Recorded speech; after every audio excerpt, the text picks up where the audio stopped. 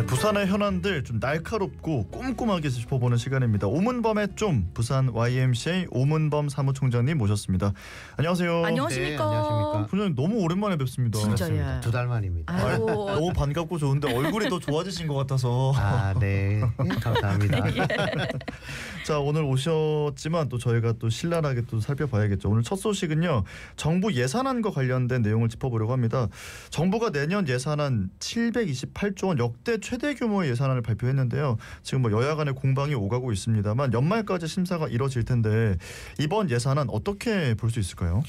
그러니까 지금 우리 세수의 상황 이런 걸 예. 놓고 보면 굉장히 공격적인 내년도 예산안이다 이렇게 볼 수가 있겠죠.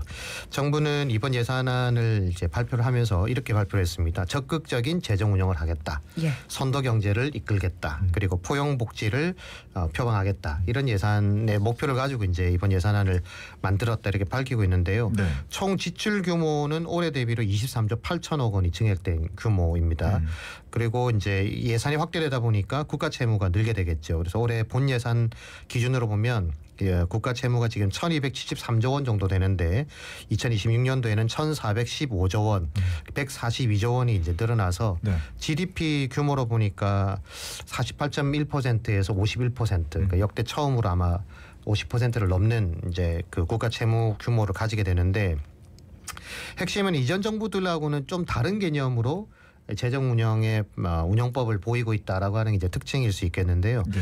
일단 역대 최대 규모로 늘린 이유를 인공지능 AI 대전환 시대에 뒤처지지 않도록 하기 위함이다 이렇게 밝히고 있습니다. 실제 이재명 대통령이 보니까 AI 때문에 일자리가 사라지지만 반대로 AI 때문에 일자리가 새롭게 만들어질 수도 있다. 그래서 거기에 대한 대비를 하지 않으면 결국 나중에 뒤처질 거다 이런 이제 입장도 내고 있습니다. 네. 실제 이제 R&D와 산업에너지 부분에 큰 증가율이 나타나고 있는데 논란이 많았죠. R&D 예산. 근데 R&D 예산이 내년에 올해보다 19.3%가 늘어서 35조 3천억 원이 편성이 됐습니다. 그래서 아마 이제 국가의 어떤 혁신 역량을 키우기 위한 투자로 볼 수 있을 것 같은데요.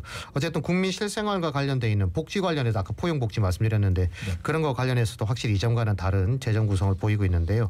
여론은 세수 확대가 쉽지 않은 상황에서 우리나라 재정이 지금과 같이 재정 급증을 견뎌낼 수 있을 것이냐라고 하는 우려의 목소리도 굉장히 많이 있고 이런 우려의 목소리 가운데 이제 새 정부의 이 공격적인 재정 운영이 어떤 결과로 이어질지는 일단 내년 상황을 좀 지켜봐야 될 것 같습니다. 네. 예, 지출 규모가 늘다 보니까 각 지자체에서도 국비 사업에 대거 예산을 확보했다는 소식을 연이어서 전하고 있습니다. 네. 부산시도 주요 역점 사업에 대한 예산을 확보하지 않았습니까?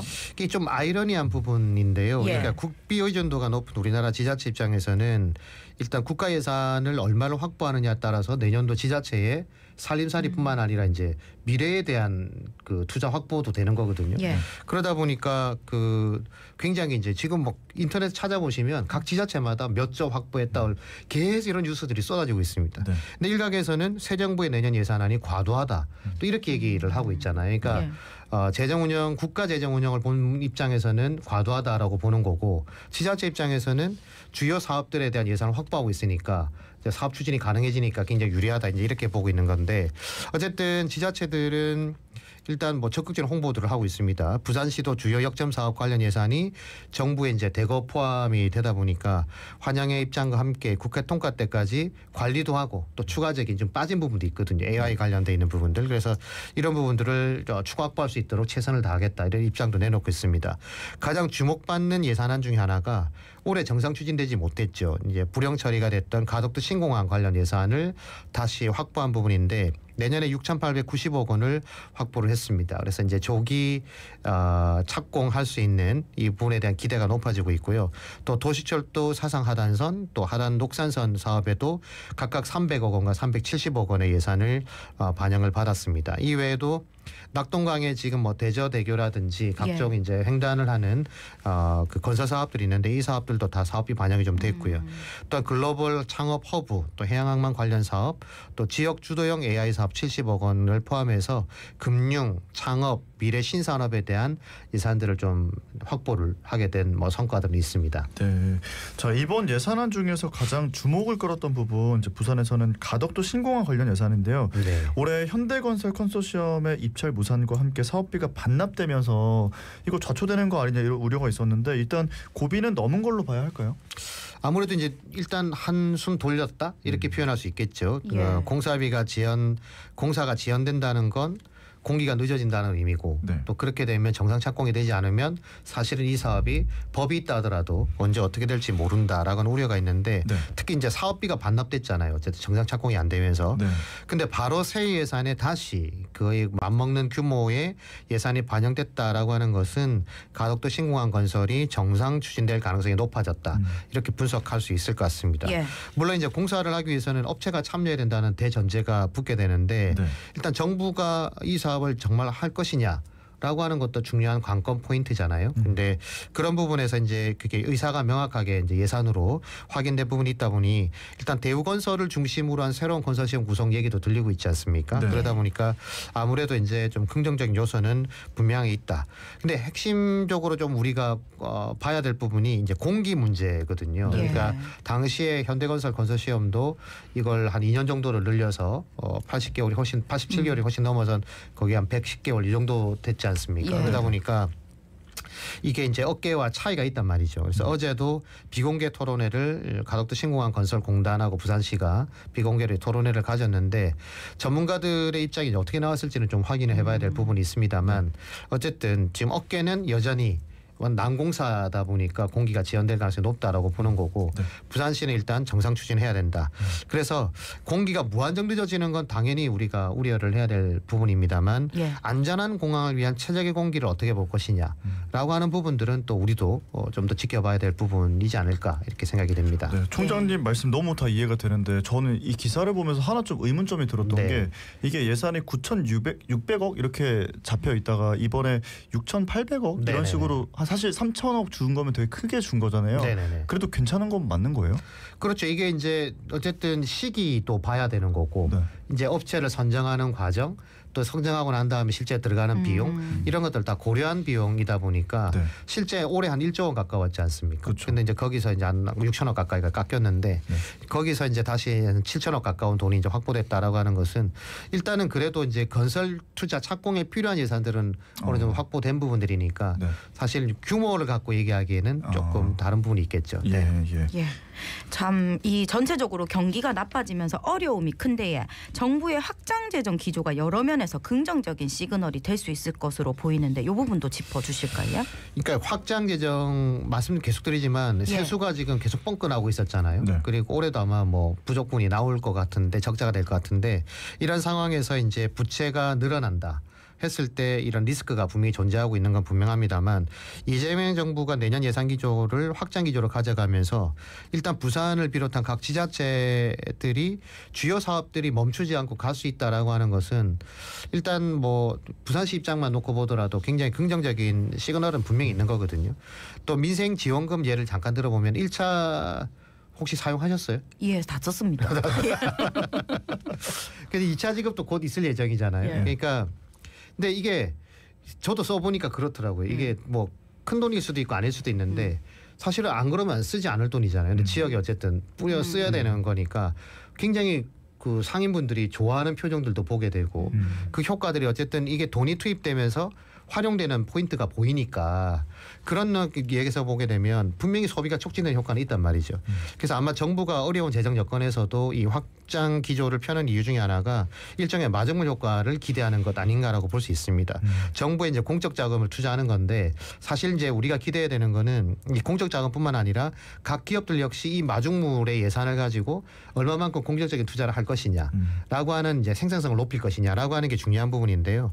어쨌든 이 투자를 더해서 위축된 경제 상황을 성장으로 전환시키자라고 하는 게 이 확장 재정의 기조에 포함되어 있단 말이죠. 그러니까 단순히 정부 돈만 가지고 어떻게 해보겠다라고 하는 것은 문제가 있는 거고 선순환 구조를 그래서 만들어내느냐라고 하는 게 중요한 부분인데 어쨌든 정부의 재정 정책이 기업들에게도 또 사업이 이제 펼쳐지는 거니까요. 이제 도움될 수 있다고 보고 여기에 정부 돈만으로뿐만 아니라 국가 경제 차원에서도 사실 이런 걸 더 보태야 되는데 만약 국가 돈만 가지고 하겠다라고 하면 굉장히 위험 포인트가 있는 거죠. 예. 네. 네. 자, 그리고 또 주목할 부분이 해수부 부산 이전을 위한 예산이 확보됐다라는 점일 텐데 올 연말까지 해수부 이전을 하겠다는 약속 이제는 좀 의심을 접어도 될 것 같다. 사실 총장님 오시기 전에 저희가 뭐 해수부 오는 게 맞냐 아니냐 이런 얘기 했었는데 어쨌든 좀 가닥이 잡힌 모습이긴 합니다. 예, 그러니까 이제 해수부 부산 이전을 위해서 정부 예산 817억 원을 확보를 했거든요. 예. 이 예산은 내년 예산은 아니고 올해 이제 그 기재부 일반 예비비 지출 안에서 이제 포함돼 있던 돈을 충당하도록 이전 비용에 충당하도록 했습니다. 국무회도 다 통과를 했으니까 이제 예산은 확보된 거고 그러면 이제 해수부가 신축 건물을 만들려면 시간이 많이 필요하니까 지금 동구에다가 2군데를 확보해 놓지 않았습니까? 예. 그래서 그렇게 놓고 보면 이제 연말까지 해수부가 부산으로 오는 것 요거는 일단 뭐 무리 없이 진행될 거라고 볼 수 있을 것 같고요. 네.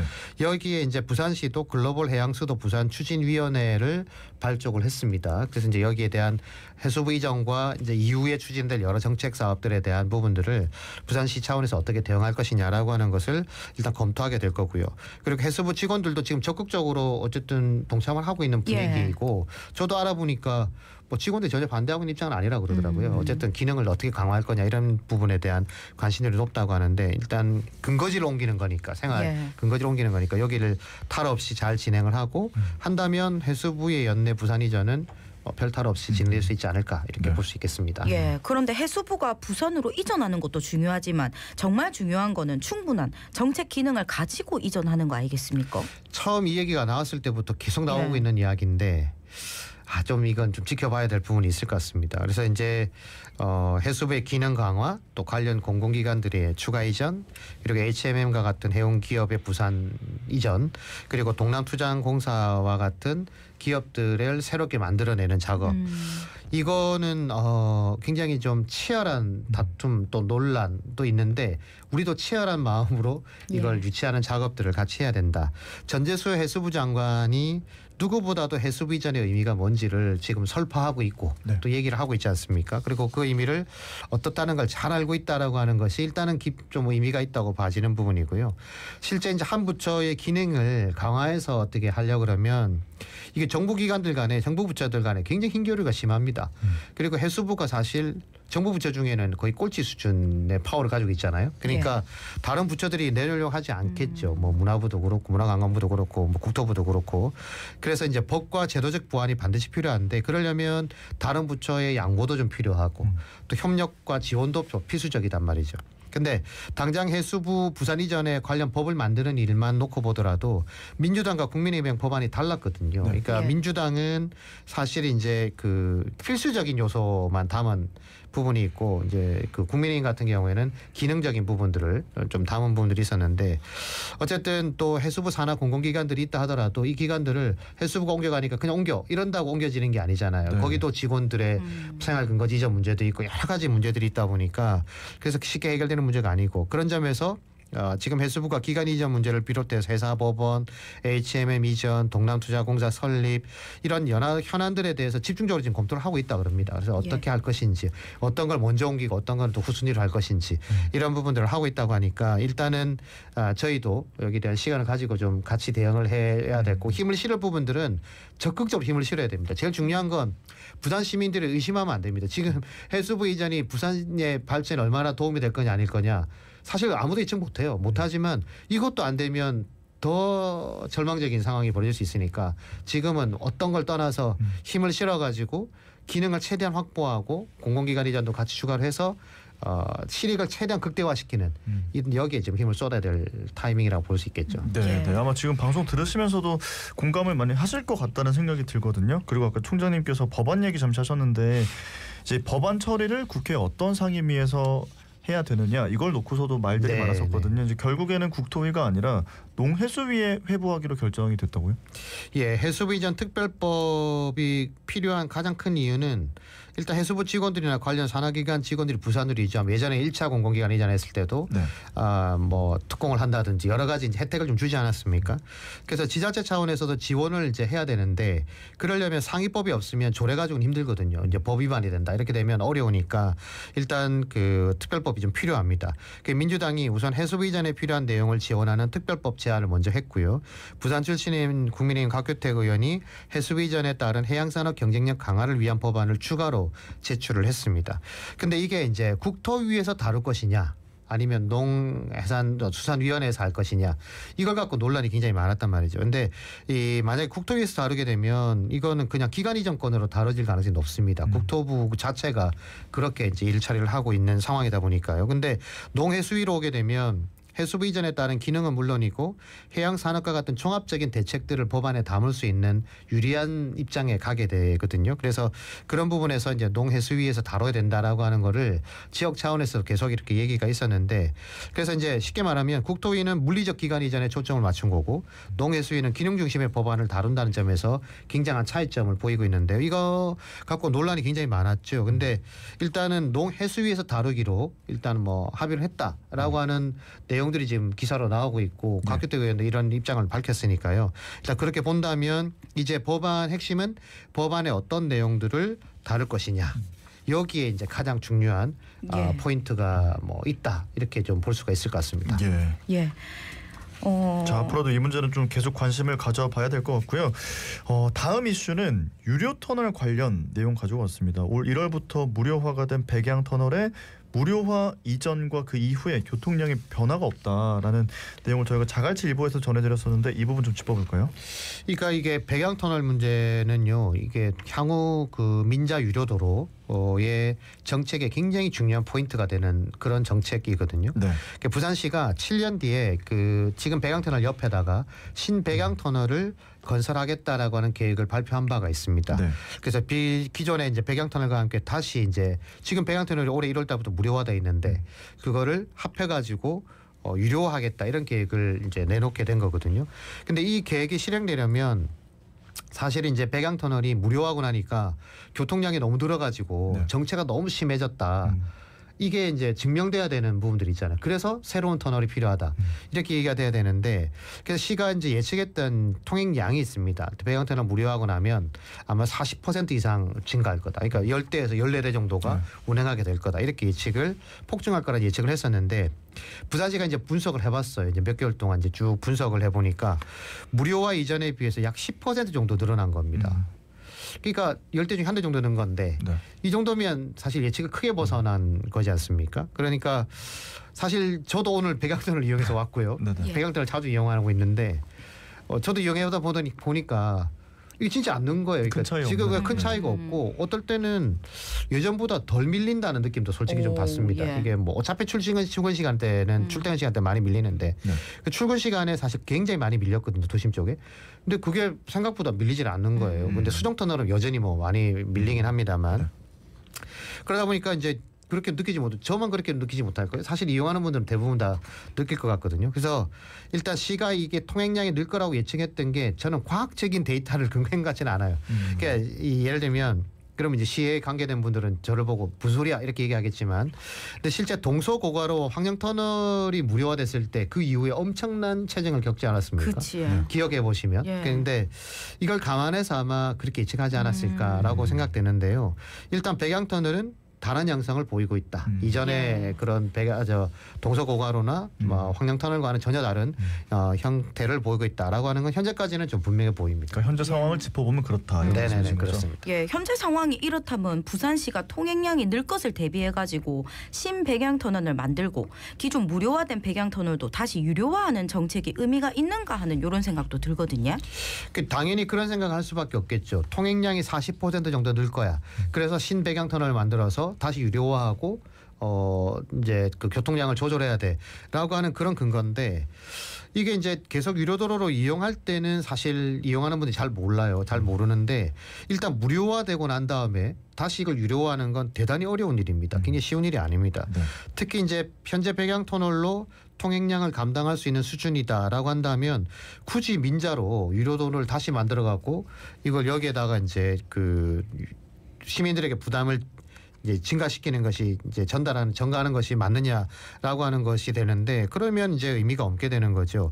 그리고 일단 부산시가 예측한 통행량 증가율이 현재 굉장히 크게 미치지 못하는 상황이고 이번 조사 결과를 토대로 이제 신백양터널 건설을 검토하게 될 텐데 내년 상반기까지 검토한다는 거거든요. 그래서 이렇게 했을 때는 굉장히 신중한 접근이 필요하다는 비판의 목소리는 당연히 나올 수밖에 없습니다.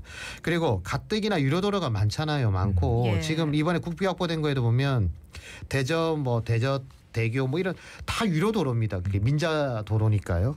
그러면 이제 이런 것들 줄줄이 계획돼 있으면 예전에 뭐 6개만 유지하겠다. 이미 이건 다 무너져 있는 상태고 10개가 넘어설 수도 있는데 굳이 민자 유료 도로를 또 만들 필요가 있느냐라고 하는 거고요. 그래서 줄일 수 있는 방법을 저는 충분히 검토를 해야 된다라고 볼 수 있겠죠. 예. 네, 네. 이제 부산이 지형상 뭐 지하 산을 뚫어야 하는 상황이 많다 보니까 민자 유료 도로가 좀 부득이하게 많아지는 것 같고 이런 시설 많으면 많을수록 시민들한테는 부담이거든요, 사실. 예.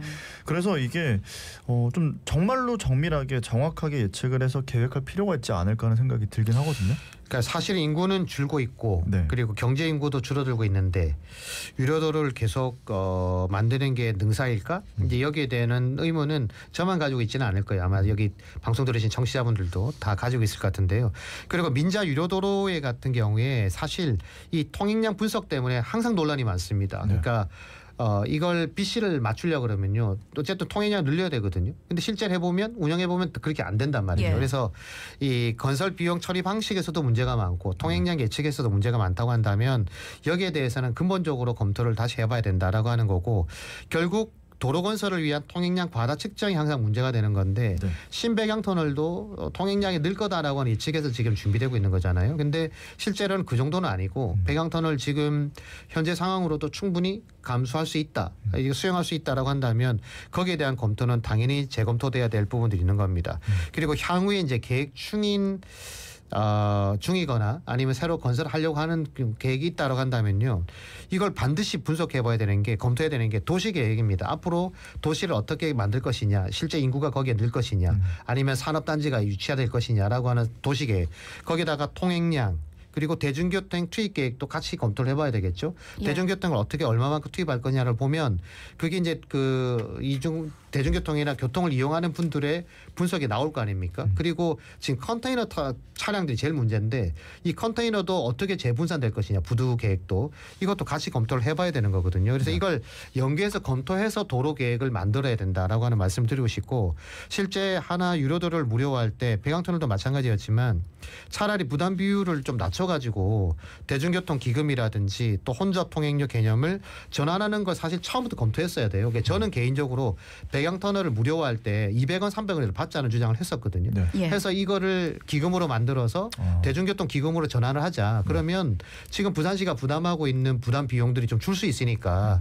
이걸 무료화시키면 유료 어렵다 그랬잖아요. 근데 이걸 유료화할 때 좀 단계를 낮추면 되는데 당시에 워낙 뭐 지역 주민들의 반대가 심하고 뭐 의회 반대가 심하다 보니까 결국 무료화를 수용했던 부분인데 차라리 그 유료화를 해서 몇백 원을 더 올리는 것보다는 그 방법들이 더 설득력 있는 거 아니냐라고 하는 그런 생각도 검토를 해봐야 되겠습니다. 다음 기회에 뭐 이 문제도 다시 한번 뭐 언급할 기회가 있겠지만 도심 내 교통으로 인한 비용 문제는 직접 비용도 있지만 사회적 비용도 있습니다. 그러니까 이걸 파생하는 사회적 비용들을 어떻게 할 거냐라고 하는 문제들도 있으니까 그런 부분까지 충분히 고려해서 도시계획 또 유료도로를 해야 된다. 중요한 건 혹이라도 도시 미래화 대비해서 과도한 건설 또 시민 부담이 늘어나는 것 이 부분에 대해서는 뭐 신중한 접근을 반드시 해야 된다는 말씀 꼭 드리고 싶습니다. 정말 너무나도 맞는 말씀이라고 생각을 하고요. 오늘 말씀은 여기까지 듣고 보내드리겠습니다. 고맙습니다. 고맙습니다. 네, 감사합니다. 네, 지금까지 부산 YMCA 오문범 사무총장님과 이야기 나눴습니다.